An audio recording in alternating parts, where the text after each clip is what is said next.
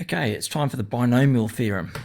So before we get into what is a very, very exciting piece of work, I want you to have a crack at these three questions you see on the page before you. So, well, there's three of them here. In a field of 8, how many ways are there of finishing first, second, and third? That's question 1.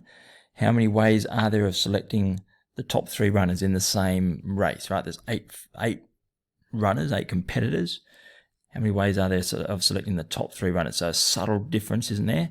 So I want you to think about that and answer those questions. And then thirdly, how many ways this is unrelated to the races question, how many ways can the letters of the word apple be arranged? How many ways can the letters of the word apple be arranged? Give that some thought.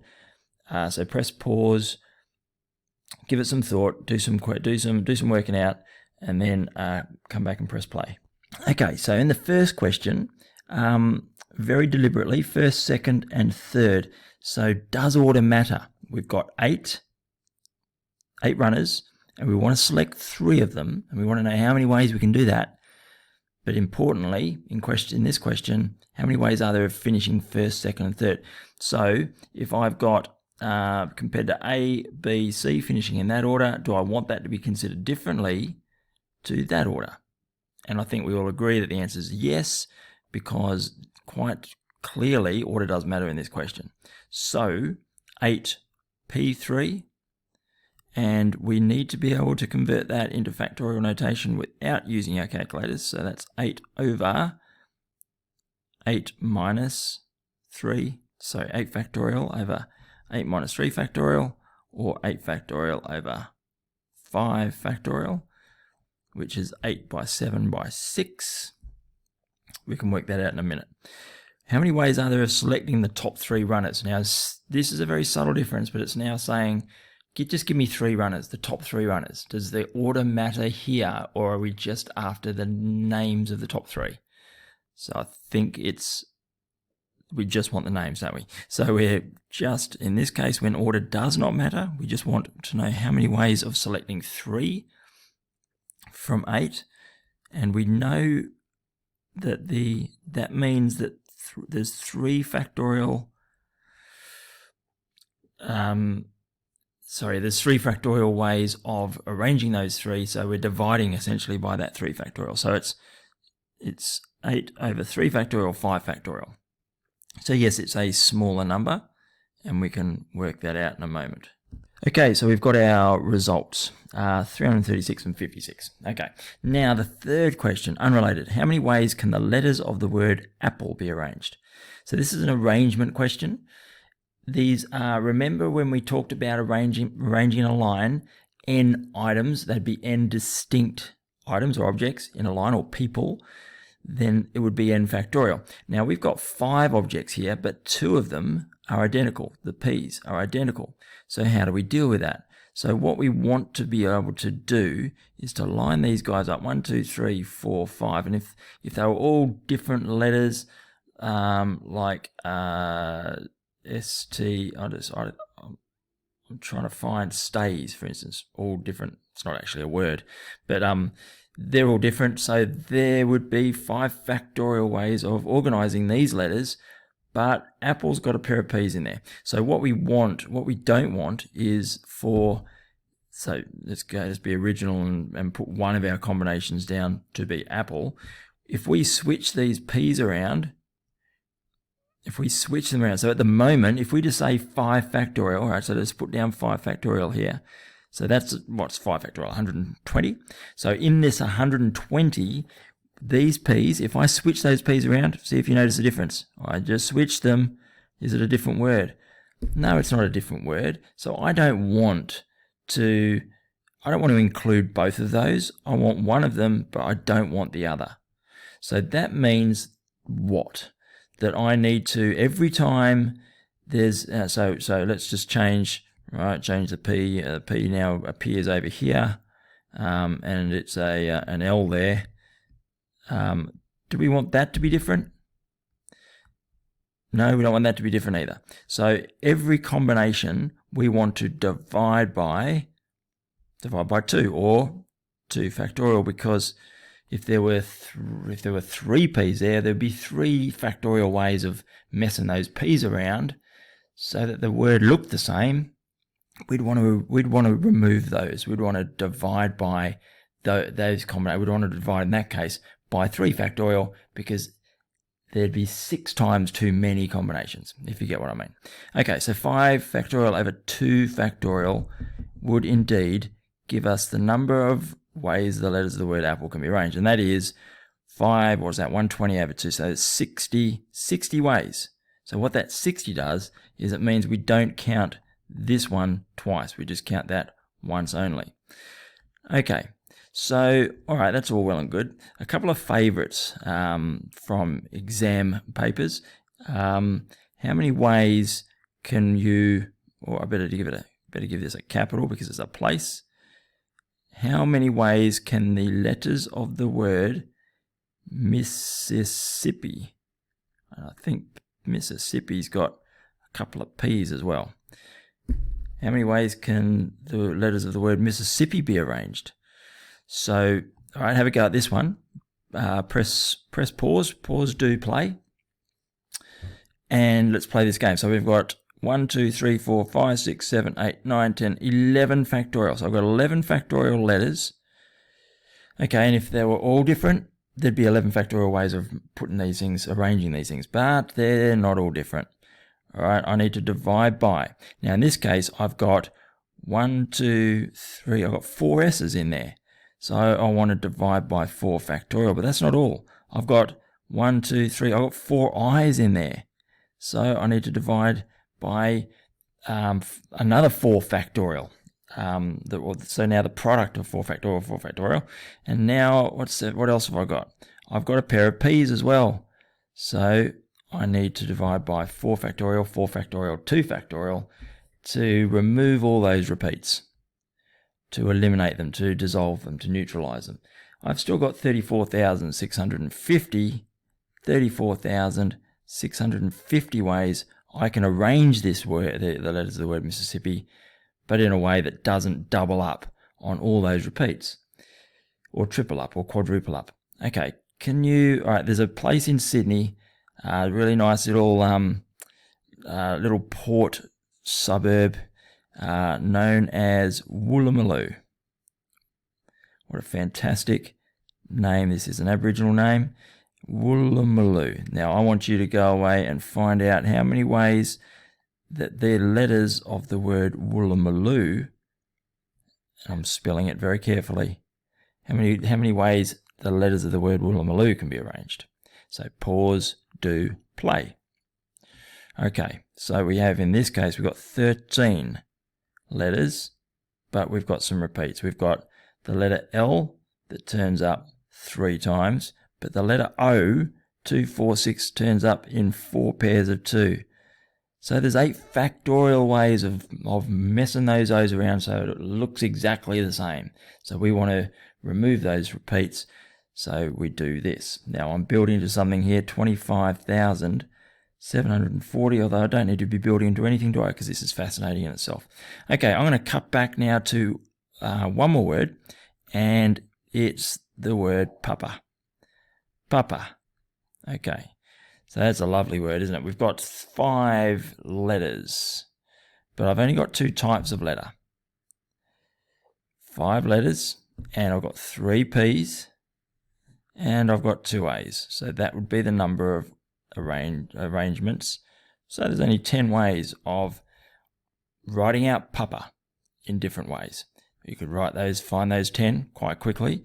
We could, there's one of them. Then we could have the 3 P's straight up. Then we could take a couple of P's, an A, a P, and an A.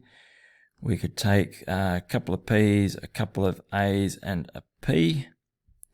So this is the number of ways of organizing the 3, the 5, so that it looks different.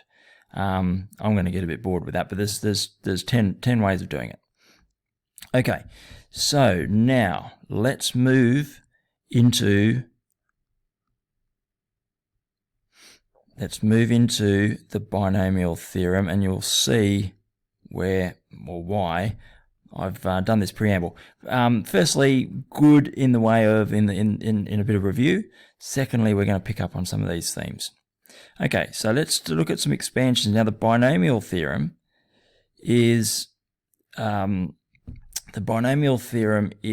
concerned with binomial expansions. So binomial expressions are two-term expressions. So this guy here, he's a binomial, right? So he's a binomial because he has two terms. Binomial, right? So simply put, the binomial theorem is concerned with the binomial expansion and the patterns and intricacies and fascination of the expansion. And we're gonna move into that now. Some of you may have done some of this before, but I don't think I've ever gone through this process and not found it fascinating. So this is a binomial, and we're looking at expansions. Expansions of what? So that means raising the power of a binomial. Now I'm intentionally starting with just a plus b, just so that we're starting very, very generally.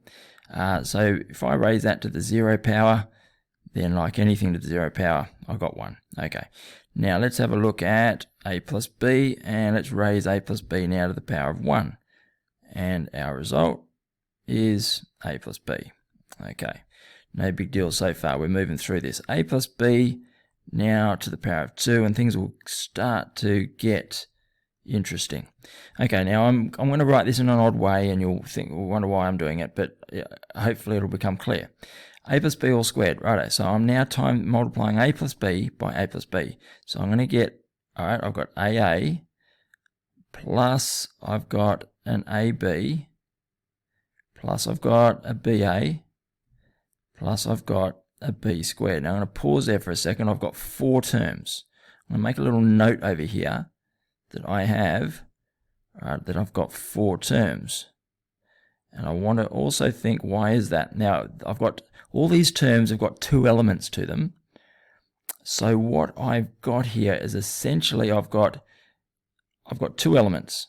And what I'm doing is in those elements, I've got 2 options to put in each of them because I'm dealing with A's and B's. They're the only things that I can put in. So I've got 2 options for the first spot, and I've got 2 options for the second spot, and I'm multiplying them together to get my 4 terms. Okay, and these are all the possibilities. Why do I write b squared there? I'm not putting the powers in at the moment. So so these are my 4 options, right? There's no other way. I've got 2 letters and I've got 2 spots. I can put an A or a B in the first one. I can put an A or a B in the second one, and these are the possible outcomes. There are 4 possible outcomes. Okay, right. Let's now go to the third power, and things start to take shape here. So we're going to take this expression here and multiply it by a plus b. So I'm going to put a little a plus b in here just to help us with this expansion. All right, hold on a sec. Right, let's see what we get here. So I've got AA times A. So I've got A. I'm going to expand this thing right out. I'm not going to make any simplifications. I'm not going to do anything in terms of collecting like terms or anything like that. I just want to see the lot. So I'm just, if you track what I'm doing, I'm just doing a distribution. So it's this times this. I'm just distributing through. Oh, and by the way, that's in brackets, isn't it? This whole thing is in brackets. So it's AAA plus AAB plus AAB. Now I'm into the AB times A, so it's ABA, and I'm just writing it out in order. AB times B is ABB. BA times A is BAA. BA times B is BAB. BBA, BBA, and finally BBB. Okay, how many terms do I have? We can count them out, but let's go back to how we got 4 here, and in this expansion, each of our terms has 3 elements to it. So I've got 3 spots in which to put 2 letters. Now, either of my 2 letters can go in any of those 2 spots. So I can have 2 in the first, I can 2 in the second, I can 2 in the third. So that gives me 8. 1, 2, 3, 4, 5, 6, 7, 8. I have 8 terms. 8 terms, right? So I've got, let's make that note here. I've got 8 terms, which is 2 cubed, right? 2 times 2 times 2. Right, okay, so let's just have a little think about this. Now, I would say that what we've got here are all the possibilities for when we've got 3 spots and I want to put in A or a B. I've got 2 options for each of my spots. Okay, so if I have, say, this here, this is my AAB. How many ways are there of choosing AAB? Well, we can see if we collect our like terms. Let's count up how many we've got. Let's do a simplification here now. So I'll call this is A cubed. Right, now my AABs, how many of those I've got? I've got 1 here, 1 here, and 1 here. So it looks like I've got, all right, I'm going to just put my, so I've got A squared B's, right, I've got 3 of those, and I've got, what else have I got here? I've got A B squareds, haven't I? I've got A B squareds, and I've got, that'll be about it, won't it, except for the B cubes. Okay, so let's count up how many of each I've got. Well, I've just got the 1A cube, so I'm not going to, I'll put the 1 there. A squared B's, how many of those have I got? I've got 3 of those. What about the AB squareds? AB squareds, I've got a 1 there, I've got 1 here and 1 here, so I've got 3 of those.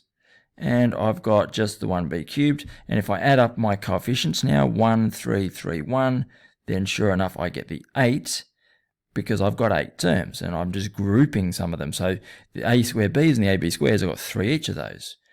Think about this for a second and go back to this word papa. I started here by saying, okay, what's this A squared B? That's the collection of AABs. How many ways can I rearrange the letters of the word AAB? Right, this is, I've got 3 letters, and I've got a repeat. The A repeats twice, and that's it, right? The B just repeats once, so 1 factorial. 3 factorial over 2 factorial, that's equal to 3, isn't it? There we are. There it is. Okay, so I came up with 3 of those because there's 3 ways of doing it. Now let's go to the next level. Let's go to A plus B to the power of 4. Now, if we went through and did this and did another A plus B, I'd have 8 terms here. I'd multiply by, all right, so what I'm saying is if I just put all this in brackets, and I multiply this 8-termer by this 2-termer, how many terms would I have in my result? I'd have 16, wouldn't I? Another way of looking at it is that I would have each of my terms, I've blocked off an A there, each of my terms has 4 bits in it, 4 elements to it. Right, 1, 2, 3, 4, and I can have an A or a B in each, either 2 times 2 times 2 times 2, 2 to the power of 4. I'm going to have 16 terms in this expansion. Okay, how many of those are going to be A? Well, there's only going to be one of those, isn't there? So I'll have just 1 A to the 4. I'm going to put a 1 there, although we wouldn't normally do that. How many ways am I going to, all right, so let's look at all the different types. I can have AAA, I can have AAB, I can have AABB, I can have ABBB,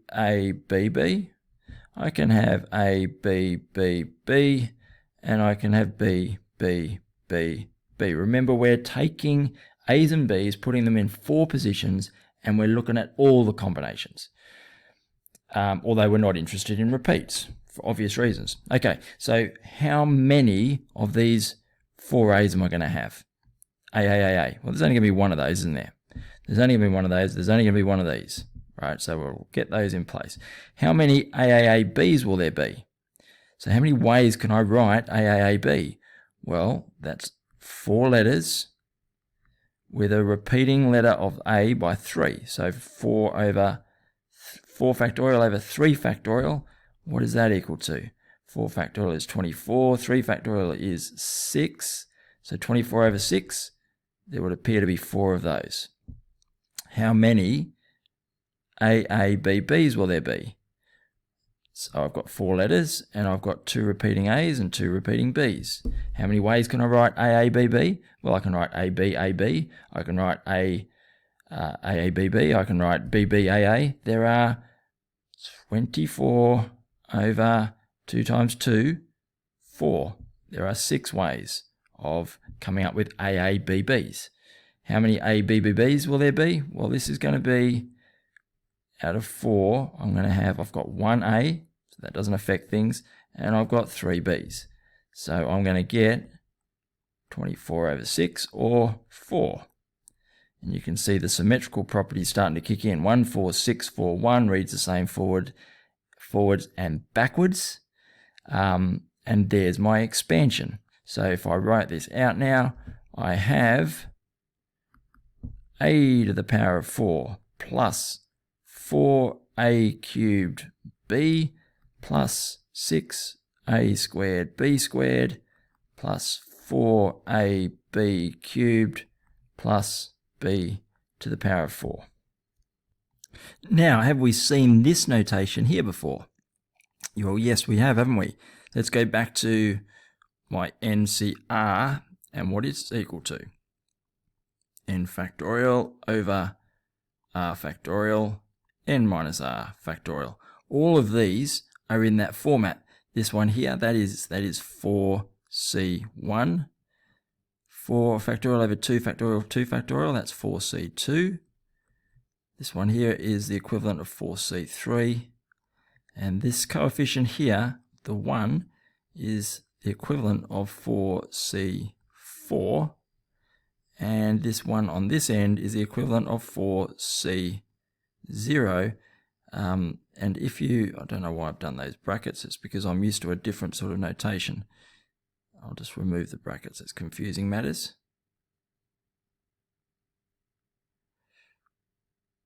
So if you think about it, this is like choosing 0 Bs because they're all A's from 4. This is like choosing 1 B from 4, choosing 2 Bs from 4 letters, 3 Bs from 4 letters, and 4 Bs from 4 letters. Oh wow, so I apologise, there's so much going on with binomial expansions that I hope I'm not confusing you too much, but it's really hard to try and contain this, the amount the amount of patterns that are forming. But I want to at this stage bring your attention to this triangle here, this triangle that you will, most of you I'm sure have come across this triangle that has been attributed to Blaise Pascal. It's Pascal's triangle. And it's a fascinating collection of numbers that contains all sorts of mysteries and patterns to it. But right now, the reason I bring it up is because look at our coefficients in red here, 1, 4, 6, 4, 1. That's this line here of Pascal's triangle. And look at the 3 expansion. Let's just wind up. We had 1, 3, 3, 1. That seems to be this row here. So the next row, what does the next row of Pascal's read? So pause, do, play at this point. So our next row will read 1. Now we come up with each number by summing the two numbers. It sort of sits between in the row above. So this number here is the sum of the 4 and the 1. So my next one in here will be the sum of the 4 and the 6, and then the sum of the 6 and the 4, and the sum of the 4 and the 1, and the 1's always bookend. And if you look at this row of numbers, it's symmetrical. It reads the same forwards as it does back. There's a word for that. Yes, thank you. It's palindromic. Reads the same forward as it does in reverse. So the next row. So if we could use this now to construct the next row of Pascal's. So a plus b to the power of 5. Let's do it. A plus b. I need to thin my pencil down a bit here. All right. So a plus b to the power of 5. So these are my coefficients for this row. Okay, so I know that in a power 5 expansion, I'm going to have 6 terms. In a power n expansion, n plus 1 terms. So I've got 6 elements to my Pascal's triangle. These form the coefficients for my powers of a and b. So let's go through it. The first coefficient is a 1. That tells me I've got 1a to the power of 5. My next coefficient is a 5. So I've got 5. Now my power of a drops by 1, and my power of b goes up by 1. My next coefficient is a 10. My power of a drops by 1. My power of b increases by 1, always summing to 5. I get 10 involved again. A goes, A is retreating and b is increasing. And we continue along in this fashion until we reach the end. 1, 2, 3, 4, 5, we've got 6 terms. We've got the coefficients of Pascal's triangle, and I've got powers of A starting at 5, ending with 0, powers of B starting at 0, ending with 5. Beautifully symmetrical and neat. And these coefficients, so Binomial's theorem is centered around the coefficients, right? These. So it's centered around Pascal's triangle, and it's centered around how these coefficients are arrived at. Now, we just worked out how they were arrived at. It's the number of ways that you can, in say this instance here, you can arrange in four elements. You can arrange 2 A's and 2 B's. This is how many ways you can arrange 1 A and 3 B's in those 4 places. So it comes back to arrangements. These coefficients match the arrangements, and we've just peeled off arrangements. We've just been talking about arrangements, so it's a beautiful little segue in. Okay, there's one more little thing for us to discuss here before we do a couple of examples, and that is, how do we get these numbers here if we're, say, at power 20 or power 30 or power 80? I don't want to be crunching out a room-sized Pascal's triangle in order to be able to access these coefficients. Maybe this green notation back here at the 4 expansion, where I was writing it in combination notation, in NCR notation. That's what Pascal's triangle is. So this next row, I'm not going to write this in numerical form. I'm going to write it in Pascal's form. Sorry, not in Pascal's form. I'm not talking about. I'm going to write it in NCR form. So we have. Okay, I'm going to move my Pascal's triangle. Oh no, hang on a sec. So this number 1 in notation in NCR notation, combination notation, that was 5C0. We're in the 5th row. We're in the 5th power of our binomial expansion. So that's where the 5 comes from. C0. 0 being, we always start at 0. That gets us 1. All right, now 5. So it's like saying, going back to the B's, we want 0 B's. They're all A's, right? So there's only one way we can get that. So the notation there is 5C0. This number 5, we can get this through 5C1. So Pascal's triangle is in our calculators, and it's in there in this way. Right? This row of Pascal's is found by calculating 5C0 through to 5C5 being the last digit there. So we can access any row by punching in these keys into our calculators. So let's get the 6th row, not by adding up the numbers, but by using our calculators. So I'll show you how to do it, and then I want you to go away and get that 6th row. So it's in here. So we're just going to write it down firstly.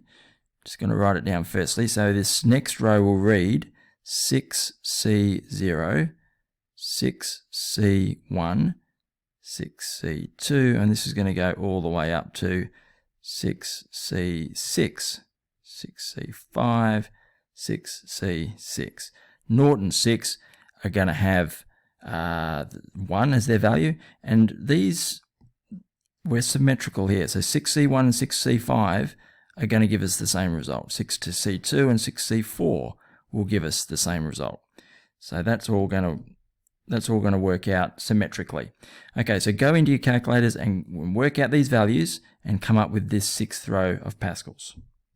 So just in case you're not sure, you are accessing it through menu 5.3, and that gets us to the combinations. That gets us to NCR. So if I want 6C0, I type in 6, 0.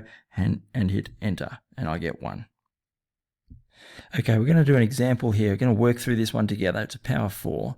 Just going to go through the process, and then it's been a long old lesson, this one. I apologize, but I really wanted to get this right. I'm going to leave the prep will be, I'm just going to leave 3 or 4 questions.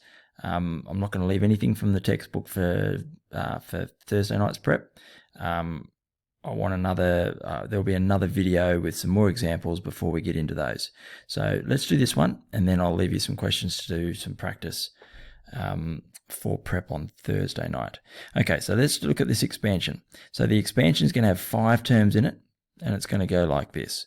So we're going to have 4c0 as our coefficient. We're going to have this 1 is going to be raised to the power of 4. And then the 3x needs to be bracketed. The whole of 3x is the power of 0. Now I know that's 1, and I know this is 1, and I know this is 1, but I want to get all 3 elements of every term out. 4c1 is my next coefficient, right? That lines up with this guy here in Pascal's. By 1 to the power of 3, by 3x to the power of 1. And we're going to go through until we run out of terms. 1, so the 1 is coming down in power by 1 each time. The 3x is going up in power, so that they will change positions as we get closer to the end. 3x is now to the power of 3, and our final term is 4c4. 1 to the 0, 3x to the power of 4. So when we simplify this, this is 1 times 1 times 1. That's lovely. This is 4 times 1 times 3, 3x. So 4 times 1 is 4 times 3, so that will give us 12x. We've got 4c2, so that value is 6. So we now got 6 times 1 times 3 squared. So 6 times 1 times 3 squared is 54 x squared. Okay, you can see the x squared on the end here. This expands to 9x squared, and I've got 6 there, so it's 6 times 9x squared. 4c3 becomes 4. 1 is 1, and 3 cubed is 27. So 4 by 27, that gives me 108 x to the power of 3. And then finally, I've got 1 by 3 to the power of 4, which is 81 by x to the power of 4, and we're fully expanded. I know I did a couple of jumps in there. I'm now going to leave you some homework, and we'll compare when we see each other in the Zoom later in the week. Okay, so here's your prep for tonight. Just take a screenshot or just write those questions down, and I'll see you in the next lesson.